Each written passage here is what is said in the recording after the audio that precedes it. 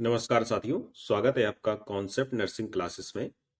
आज की क्लास में RRB nursing superintendent exam special practice test number 255 solve करेंगे। Question number 1, possible complication found in patients receiving total parenteral nutrition TPN. Total parenteral nutrition प्राप्त करने वाले मरीज में सबसे संभावित जटिलता कौन सी है? A hypoglycaemia, B hyperglycaemia, C hypokalaemia, D metabolic acidosis. Correct answer होगा इसका ऑप्शन बी हाइपरग्लाइसीमिया। ये सबसे संभावित जटिलता मीन्स कॉम्प्लिकेशन होती है जो कि ऐसे पेशेंट्स में पाए जाने की संभावना अधिक होती है जो टोटल पेरेंटल न्यूट्रिशन प्राप्त कर रहे होते हैं। इसलिए बी ऑप्शन करेक्ट है, hyperglycaemia. TPN contains high glucose content which can cause hyperglycemia, requiring frequent blood sugar monitoring and insulin administration if needed. TPN में उच्च मात्रा में ग्लूकोज होता है जिससे हाइपरग्लाइसीमिया हो सकता है, इसलिए बार बार ब्लड शुगर मॉनिटरिंग और आवश्यकता अनुसार इंसुलिन देना आवश्यक होता है। Next question,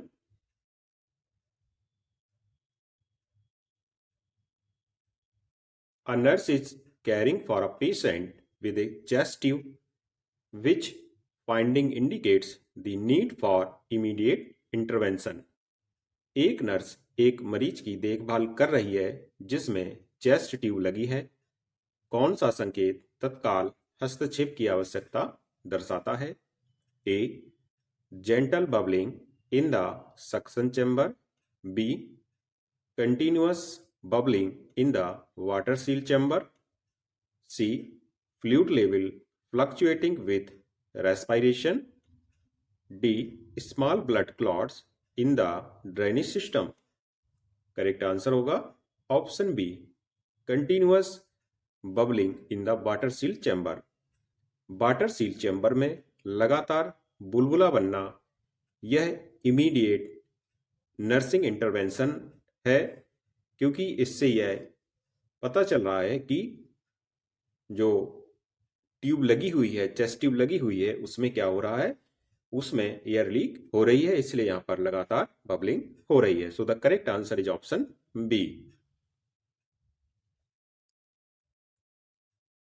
continuous bubbling in the water seal chamber suggests an air leak which requires immediate assessment and possible correction. Water seal chamber में लगातार बुलबुला बनना एयर लीक का संकेत देता है जिसे तत्काल जांच और सुधार की आवश्यकता होती है। Next question, which assessment finding indicates that a patient with a tracheostomy requires suctioning. ट्रैकेस्टमी वाले मरीज में कौन सा संकेत बताता है कि सक्शनिंग की आवश्यकता है? A decreased respiratory rate, B clear breath sounds, C restlessness and increased pulse rate, D pink and moist mucous membrane. Correct answer is option C restlessness and increased pulse rate. यह tracheostomy वाले मरीज में बताता है कि इस मरीज को सक्शनिंग की आवश्यकता होती है, इसलिए यहां पर सी ऑप्शन सही हो जाएगा। Science of airway obstruction include restlessness, increased respiratory effort, tachycardia and noisy breathing indicating the need for suctioning. Airway रुकावट के लक्षणों में बेचैनी, बढ़ी हुई श्वसन दर, टैकीकार्डिया और शोर भरी श्वास, जिसको कि हम लोग इंग्लिश में नॉइजी ब्रीदिंग भी कहते हैं, मीन्स ब्रीदिंग में हवा सांस लेते समय आवाज आती है, जो सक्शनिंग की आवश्यकता को दर्शाते हैं। Next question, a nurse is monitoring a patient receiving IV potassium chloride infusion, which action is a priority? एक नर्स पोटेशियम क्लोराइड इन्फ्यूजन प्राप्त करने वाले मरीज की निगरानी कर रही है। प्राथमिक क्रिया क्या होगी? Monitoring urine output, checking blood glucose levels, assessing pupil response and encouraging fluid intake. Correct answer होगा option A, monitoring urine output. यह प्राथमिक क्रिया होगी ऐसे मरीजों में जो कि आईवी पोटेशियम क्लोराइड इन्फ्यूजन को प्राप्त कर रहे हैं, इसलिए यहां पर ए ऑप्शन करेक्ट होगा। Before administering IV potassium ensure that the patient has an adequate urine output. IV potassium देने से पहले यह इंश्योर करना आवश्यक होता है कि पेशेंट में जो यूरिन आउटपुट है वह पर्याप्त है। पर्याप्त का मतलब है कि 30 ml प्रति घंटे से अधिक होना चाहिए यूरिन आउटपुट, या 30 ml कम से कम 30 ml के बराबर होना चाहिए। उन्हीं पेशेंट में आईवी पोटेशियम को देंगे to prevent hyperkalaemia and cardiac complications. यदि ऐसा नहीं होता है तो इससे हाइपरकैलेमिया हो सकता है बॉडी में, और जब हाइपरकैलेमिया हो जाएगा तो यह आगे चल करके कार्डियक कॉम्प्लिकेशंस में देखने को मिलता है। आईवी पोटेशियम देने से पहले यह सुनिश्चित करें कि मरीज का यूरिन प्रोडक्शन 30 ml प्रति घंटा या उससे अधिक हो, ताकि हाइपरकैलेमिया और कार्डियक कॉम्प्लिकेशन से बचा जा सके। Next question, what is the primary purpose of central venous catheter? Central venous catheter का प्राथमिक उद्देश्य क्या है? A, administering oral medications, B, monitoring central venous pressure, C, obtaining peripheral blood samples, D, delivering intramuscular injections। Correct answer होगा option B, monitoring central venous pressure. यह primary purpose होता है किसका? सेंट्रल वीनस कैथीटर का। तो जो central venous catheter है इसका जो प्राथमिक उद्देश्य है सीवीपी का, उसको मॉनिटर करना, इसलिए बी ऑप्शन करेक्ट है। CVC is used to, means central venous catheter is used to monitor central venous pressure, administering IV medications, fluids and parenteral nutrition, and for long-term treatments। CVC का उपयोग CVP की निगरानी, IV दवाओं, तरल पदार्थ और parental पोषण देने और दीर्घकालिक उपचार के लिए किया जाता है। Next question, which position should a nurse place a patient in during a lumbar puncture? Lumbar puncture के दौरान मरीज को किस स्थिति में रखना चाहिए? A, supine with legs extended, B, prone with arms extended, C, side lying with knees drawn to the chest, D, sitting upright with legs extended।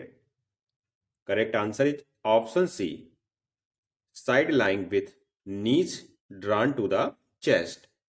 तो इस प्रकार के करवट लेकर घुटनों को छाती की ओर मोड़ना, तो ऐसे पेशेंट जिनको लंबर पंचर देना हो इस स्थिति में रखा जाता है।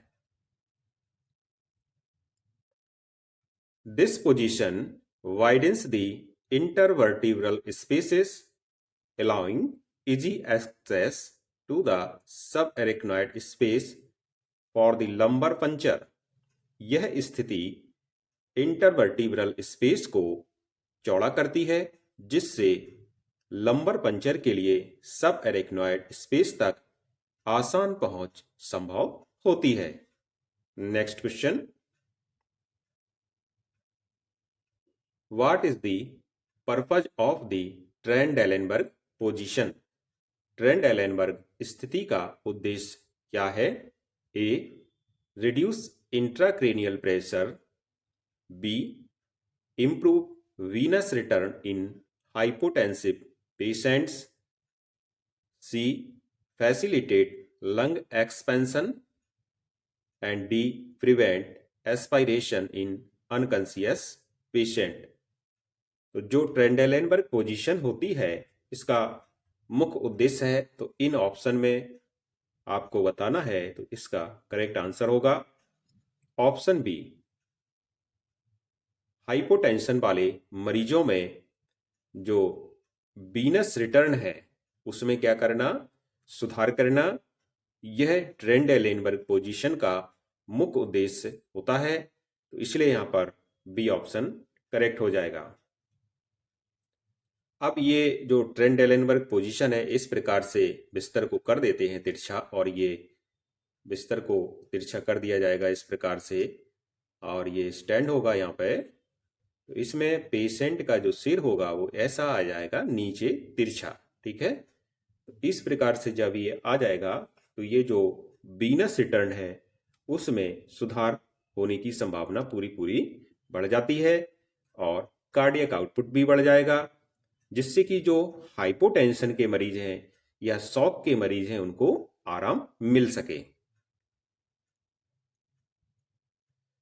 The Trendelenburg position head lower than feet increases venous return and cardiac output, helping patient with hypotension or shock।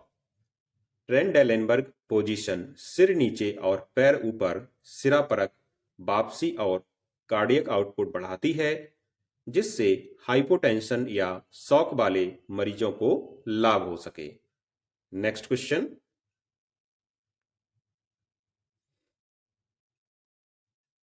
which electrolyte imbalance is most commonly associated with massive blood transfusion? भारी मात्रा में रक्त ट्रांसफ्यूजन से सबसे अधिक संबंधित electrolyte असंतुलन कौन सा है? ए, हाइपरकैलेमिया, बी, हाइपोकैल्सीमिया, सी, हाइपरनेट्रीमिया, डी, हाइपोमैग्नीसीमिया। तो इस स्थिति में जिसमें मैसिव ब्लड ट्रांसफ्यूजन हो रहा है, तो इसको आपको संक्रमण नहीं पड़ना है। इसका मतलब है कि आप ब्लड का दूसरे किसी मरीज को ब्लड चढ़ाया जा रहा है। तो मैसिव ब्लड ट्रांसफ्यूजन में होने वाला जो सबसे अधिक प्रॉब्लम होती है, यह होती है हाइपोकैल्सीमिया। ऐसा क्यों होता है? तो ऐसा इसलिए होता है क्योंकि जो ब्लड ट्रांसफ्यूजन जब करते हैं तो जो ब्लड होता है, स्टोरेज होता है, उसमें एंटीकोआगुलेंट के रूप में साइट्रेट मिला होता है। यह साइट्रेट कैल्शियम से बाइंड हो जाता है। जब कैल्शियम से बाइंड हो जाएगा तो शरीर में कैल्शियम की कमी हो जाती है, जो कि हाइपोकैल्सीमिया में परिवर्तित हो जाएगा। इसीलिए यहां पर बी ऑप्शन करेक्ट है। Massive blood transfusion contains citrate as an anticoagulant which binds with calcium and leads to hypocalcemia, causing tetany and cardiac arrhythmias। Massive blood transfusion में साइट्रेट एंटीकोआगुलेंट के रूप में होता है, जो कैल्शियम से बंधकर हाइपोकैल्सीमिया उत्पन्न करता है, जिससे टेटेनी और कार्डियक अरिथमिया हो सकते हैं। Next question, a nurse is caring for a patient with increased intracranial pressure. Which nursing intervention should be avoided? बढ़े हुए इंट्राक्रेनियल प्रेशर वाले मरीज की देखभाल में कौन सा नर्सिंग हस्तक्षेप नहीं करना चाहिए? Keeping the head of the bed at 30 degree, avoiding neck flexion, performing frequent endotracheal suctioning, administering osmotic diuretics as prescribed। इसका करेक्ट आंसर है ऑप्शन सी, बार बार एंडोट्रेकियल सक्शनिंग नहीं करना चाहिए उन पेशेंट में जिनका की इंट्राक्रेनियल प्रेशर बढ़ा हुआ हो।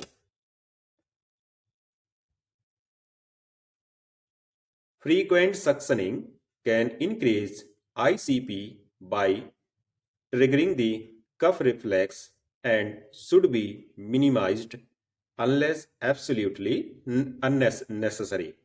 बार बार सक्शनिंग करने से कफ रिफ्लेक्स उत्तेजित होता है जिससे ICP बढ़ सकता है, इसलिए इसे आवश्यक होने पर ही किया जाना चाहिए।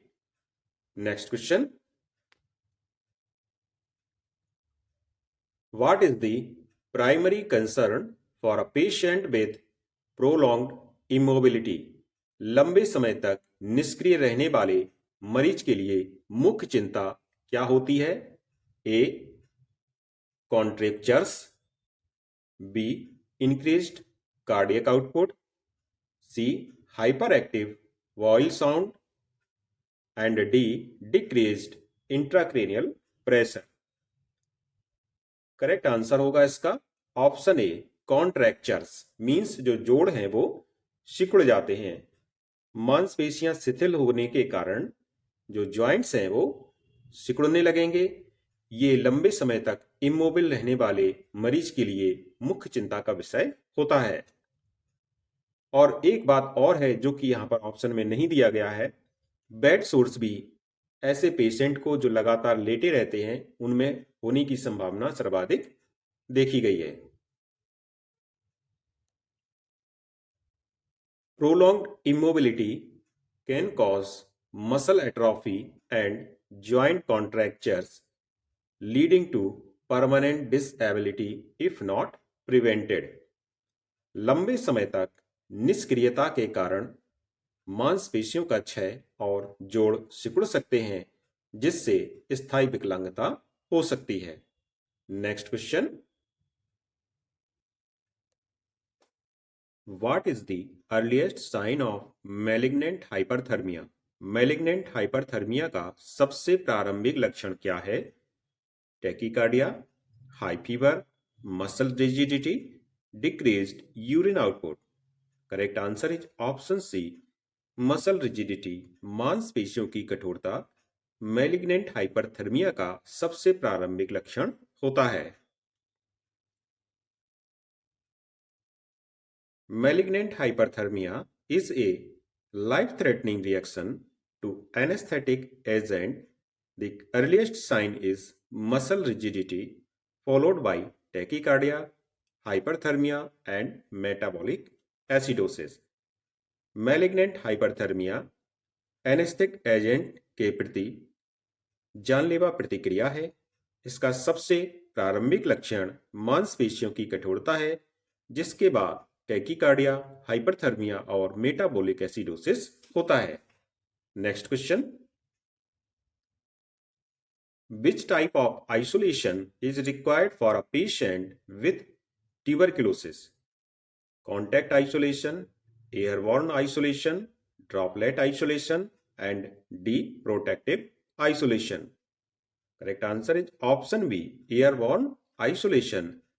टीबी वाले मरीज के लिए आइसोलेशन आवश्यक होता है।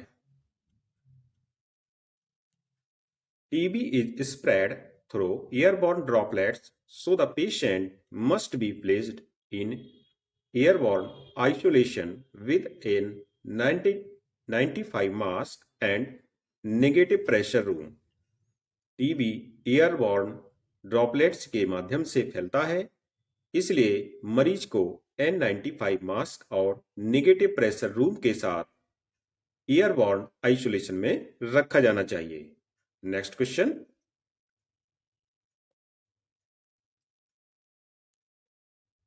which action should the nurse take first when a patient experiences autonomic dysreflexia?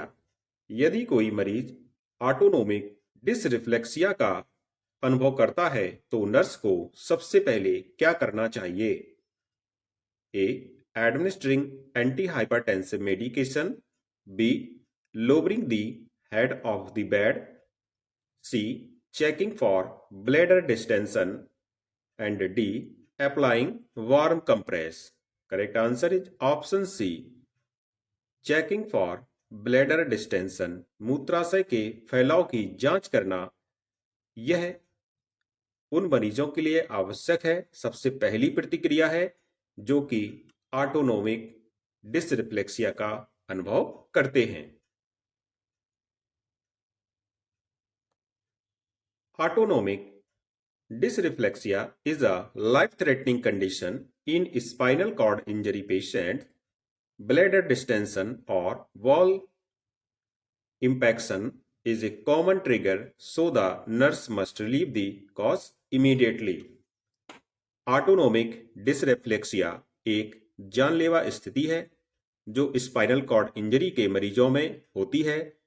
इसका सबसे सामान्य कारण मूत्राशय का फैलाव या वाल्व इंफेक्शन मीन्स मलावरोध होता है, इसलिए नर्स को पहले कारण का समाधान करना चाहिए। Next question,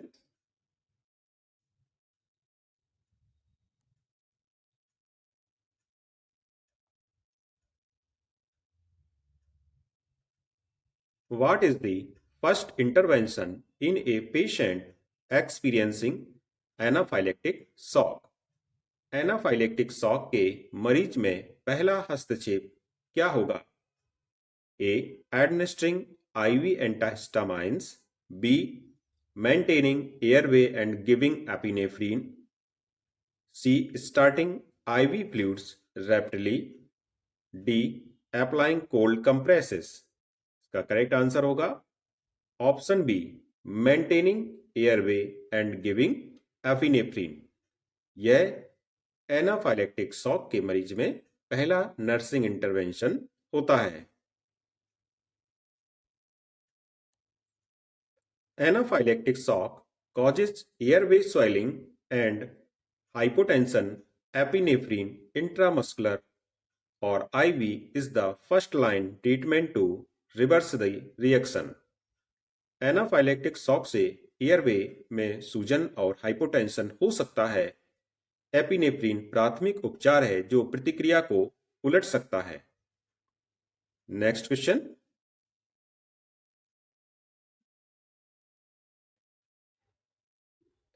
a nurse is caring for a patient with a nasogastric tube for enteral feeding. Which action is most important before administering the next feeding? एक नर्स एनजी ट्यूब के माध्यम से आहार प्राप्त करने वाले मरीज की देखभाल कर रही है। अगला आहार देने से पहले सबसे महत्वपूर्ण क्रिया क्या है? A. Flushing the tube with 10 ml of sterile water. B. Checking the tube placement and gastric residual volume. C. Placing the patient in the supine position. And D. Increasing the feeding rate if the patient is tolerating well. Correct answer is option B. Checking the tube placement and gastric residual volume. Tube की स्थिति और gastric अवशेष मात्रा की जांच करना, यह उन पेशेंट में महत्वपूर्ण क्रिया है जो कि एनजी ट्यूब के माध्यम से आहार प्राप्त कर रहे हैं।